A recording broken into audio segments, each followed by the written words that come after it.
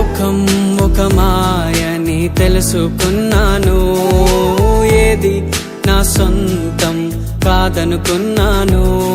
ఈ లోకం ఒక మాయని తెలుసుకున్నాను, ఏది నా సొంతం కాదనుకున్నాను.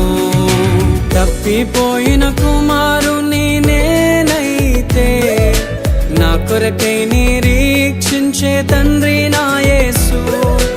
తప్పిపోయిన కుమారుని నేనైతే, నా కొరకై నిరీక్షించే తండ్రి నా యేసు.